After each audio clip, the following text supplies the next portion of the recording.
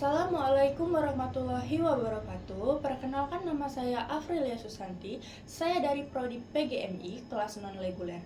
Nah, di sini saya akan memaparkan materi pada bab 6. Di bab 6 itu ada metode ceramah. Nah, metode ceramah di sini adalah metode yang digunakan guru untuk menyampaikan materi pembelajaran secara langsung atau secara lisan. Nah, misal contohnya kita sebagai guru sedang mengajar di dalam kelas dan misal pembelajarannya temanya hari ini tentang fotosintesis. Nah, kita sebagai guru itu memberikan pembelajaran secara langsung atau secara lisan.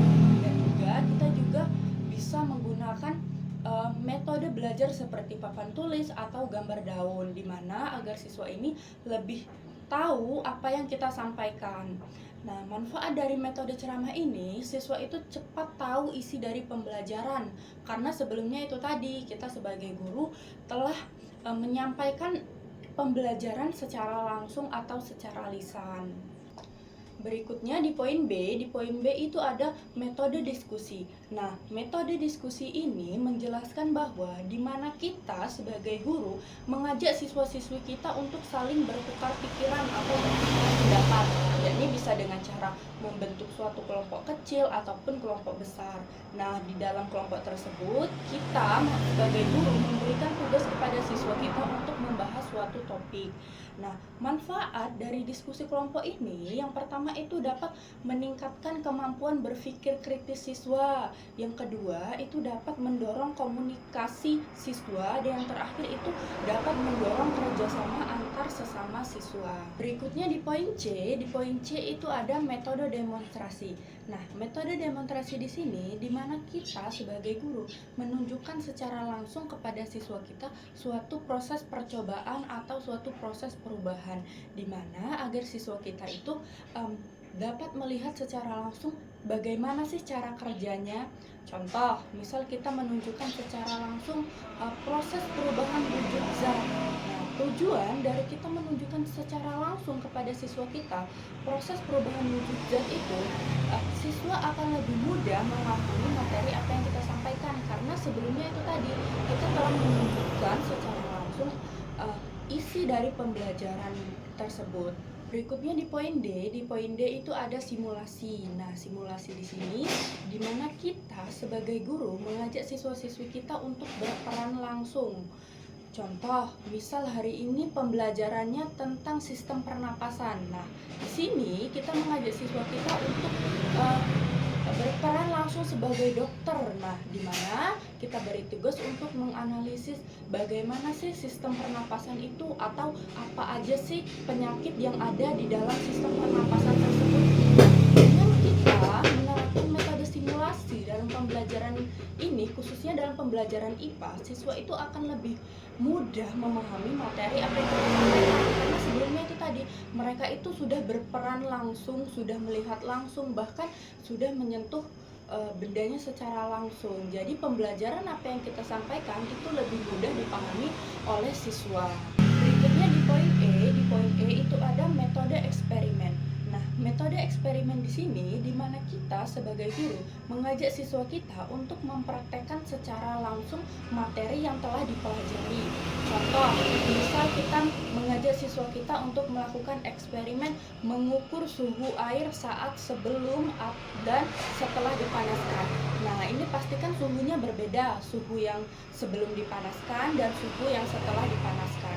Nah, itu suhunya diukur, setelah itu data-datanya dikumpulkan dan disimpulkan. Nah, dengan kita mengajak siswa kita untuk melakukan eksperimen secara langsung, siswa itu akan lebih mudah memahami materi apa yang kita sampaikan, karena sebelumnya itu tadi mereka telah menyentuh bendanya secara langsung, mereka telah melakukannya secara langsung, jadi materi apa yang kita sampaikan itu lebih mudah dipahami. Nah, di metode eksperimen ini memiliki dua kelemahan juga. Yang pertama, tidak semua sekolah dasar, terutama di Indonesia ini ya, sekolah dasar di perkotaan dan sekolah dasar di pedesaan itu pasti ruangan lab untuk melakukan eksperimen ini tidak memadai. Yang pastinya ruangan lab di perkotaan itu ruangan labnya pasti memadai, sedangkan ruangan lab di pedesaan itu pastinya sangat minim atau sangat berkebatasan.